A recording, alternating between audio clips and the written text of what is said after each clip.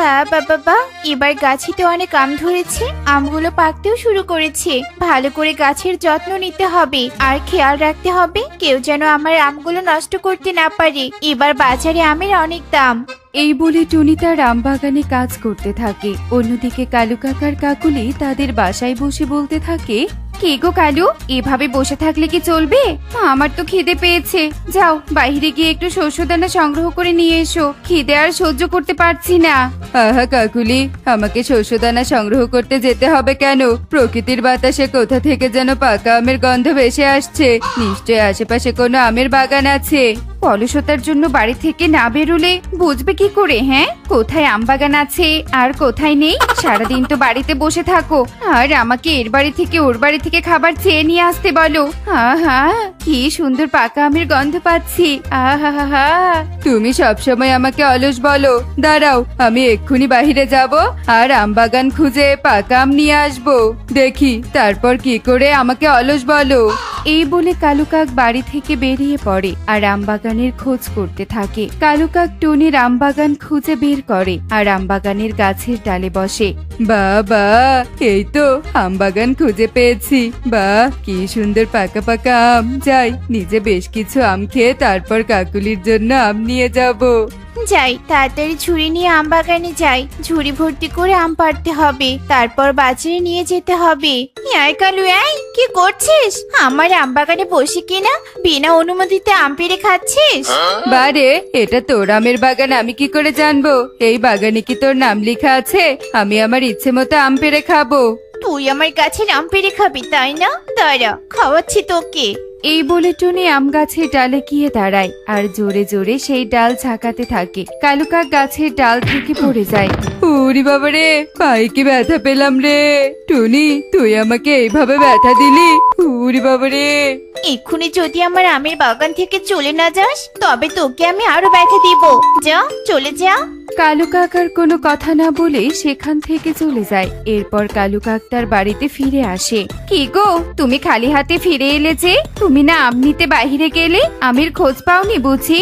আম এবং আমের বাগান দুটোরই খোঁজ পেয়েছি। ওই আম বাগান টুনির। জানো জানো টুনি আমার সাথে কি করেছে? এই বলে কালু কাক কাকুলিকে সব কথা বলে দেয়। সব শুনে কাকুলি বলে, ওই টুনির এত বড় সাহস, তোমাকে ব্যথা দিয়েছে? দাঁড়াও, ওই টুনি আর টুনির বাগানের ক্ষতি তো করেই ছাড়বো। চলো চলো, আমার সাথে বাহিরে চলো, দেখো আমি কি করি। দাঁড়াও, আগে ঘরে বসে কয়েকটা চিরকুট লিখি।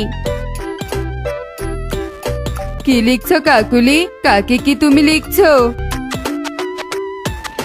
আরে শোনো, আমার মাথায় একটা দারুণ বুদ্ধি এসেছে। এই চিরকুটে লিখে দিচ্ছি যে টুনির আমবাগানে গুপ্তধন লুকানো আছে। গুপ্তধন পেতে হলে যেন টুনির আমবাগানে গিয়ে তল্লাশি করে। এই সব চিরকুট বনের পাখিদের বাড়ির দরজায় চুপি চুপি গিয়ে রেখে আসবো। তারপর বুঝেছো তো ব্যাপারটা? খুব বুঝেছি। গুপ্তধনের আশায় গিয়ে টুনির আমবাগান তছনছ করবে, আমবাগান নষ্ট হয়ে যাবে। আর দেরি কিসের কাকুলি? চলো চলো, সবার দরজায় চিরকুট রেখে আসি। এই বলে কালু কাকুলি চিরকুট লেখা শেষে সব চিরকুট নিয়ে বাড়ি থেকে বেরিয়ে পড়ে আর সব পাখিদের দরজায় দরজায় গিয়ে সেই চিরকুট রেখে আসে। এরপর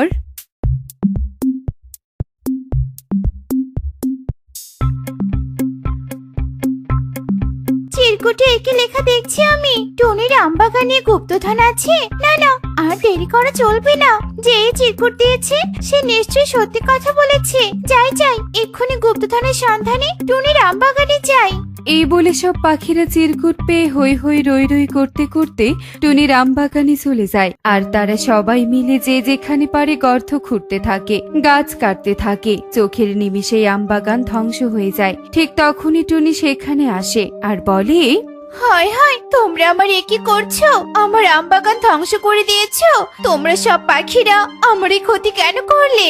আমরা তোর বাগানে গুপ্তধন খুঁজছি। আমরা এক চিরকুটের মাধ্যমে জানতে পেরেছি তোর এই বাগানে গুপ্তধন আছে। আমরা গুপ্তধন খুঁজে বের করবই করব। তুই আমাদের বাধা দিবি না টুনি। একা একা গুপ্তধন নিতে চাস তাই না? তা তো আমরা হতে দেব না। এই সবাই খোঁজো খোঁজো, গুপ্তধন খোঁজো তোমরা। থামো বলছি, থামো তোমরা। মিথ্যে খবর পেয়ে আমার ক্ষতি করছো। হায় হায় রে আমার আম বাগান, এক্ষুনি আমি সবার নামে বনের রাজার কাছে বিচার দিব।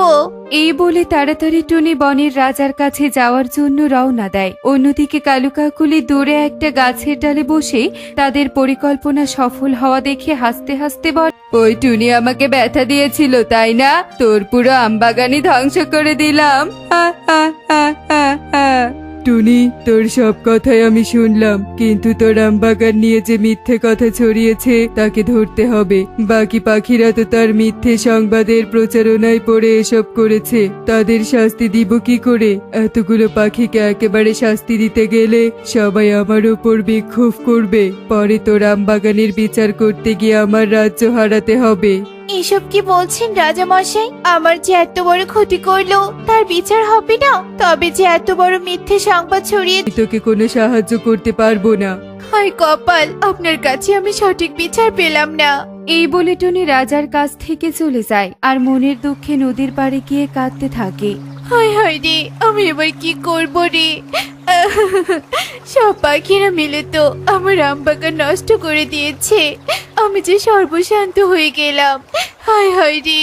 টুনি এভাবেই কাঁদতে থাকে আর ঠিক তখনই নদীর জল থেকে এক জলপরি বেরিয়ে আসে। এরপর টুনিকে বলে, কেঁদো না টুনি, কেঁদো না। তোমার কি হয়েছে বলো, আমি তোমার সব সমস্যার সমাধান করব। জলপরি, শুনবে শুনবে আমার দুঃখের কথা, শোনো তবে। কি করেছে তার শাস্তি দেওয়া উচিত। শোনো টুনি, আমি এই নদীর জল মন্ত্র পড়ে দিচ্ছি, তুমি একটা পাত্রে এই নদীর জল তুলে নিয়ে গিয়ে তোমার পুরো আমবাগানে ছিটিয়ে দাও। দেখবে তোমার আমবাগান আবার পুনরায় ঠিক হয়ে গেছে। আর এবার তোমার আমবাগানের যে ক্ষতি করতে আসবে সে নিজেই শাস্তি পাবে। আমার কথা মতো কাজ করো, আমি চললাম এবার। এই বলে জলপরি নদীর জলের নিচে চলে যায় আর টুনি একটা কলসি এনে নদীর জল নিয়ে তার বাগানে চলে যায় আর পুরো বাগানে ছিটিয়ে দেয়। টুনির চোখের সামনেই পুরো বাগান ঠিক হয়ে যায়, প্রতিটা গাছে অনেক পাকা আম ধরে। যাক, জলপরি তো। হে কি কাকুলি, আমি যা দেখছি তুমিও কি তাই দেখছো? আমাদের গোপন বুদ্ধিতে তো বনের পাখিরা মিলে টুনির আমবাগান ধ্বংস করে দিয়েছে।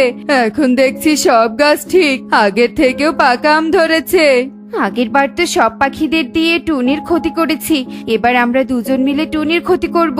চলো চলো, টুনির গাছ থেকে পাকা পাকা আম তুলে নিয়ে যাই, আশেপাশে তো টুনি নেই। হ্যাঁ হ্যাঁ, চলো চলো। এই বলে কালু কাকুলি টুনির বাগানের কাছে যেমনি আম ছেঁড়ার জন্য পাকা আমে হাত দেয়, অমনি তারা দুজন দুটো বড় আমে পরিণত হয় আর সেই গাছে ঝুলে থাকে। হায় হায় হায় রে, এ আমার কি হলো রে? আমরা আম হয়ে গেলাম কেন? হে কি জাদুর খেলা! কি ব্যাপার? আমার আম বাগান নিয়ে কার যেন কথা শুনলাম। ওরে টুনি, আমি আর কাকুলি তোর আম গাছের আম ছিঁড়তে এসে আম হয়ে গেছি। কালু, তুই আমার গাছের আম ছিঁড়তে এসেছিস আবার? ওরে টুনি, আমাদের বাচ্চা। ঠিক হয়েছে, তোরা শাস্তি পেয়েছিস। দেখ, অন্যের ক্ষতি করলে নিজের কি হয়। আমার এই বাগানে জলপরি শক্তি আছে, তোরা আজ থেকে এভাবে আমার বাগানের আম গাছের আম হয়ে ঝুলে থাকবি, কোনো ক্ষমা নেই তোদের। এই বলে টুনি সেখান থেকে চলে যায় আর কালু কাকুলি আম রূপে কাঁদতে কাঁদতে চিৎকার করে বলে, টুনি ছেড়ে যাস না, ছেড়ে যাস না। টুনি, আমরা ভুল করেছি, আমাদের মুক্ত কর, আমাদের আম রূপে থাকতে বড্ড কষ্ট হচ্ছে। টুনি। এমনই সব মজার মজার শিক্ষণীয় টুনি পাখির গল্প পেতে আমাদের সাথেই থেকো। আর গল্পটি কেমন হয়েছে তা কমেন্টে জানাতে ভুলো না কিন্তু। Bye bye.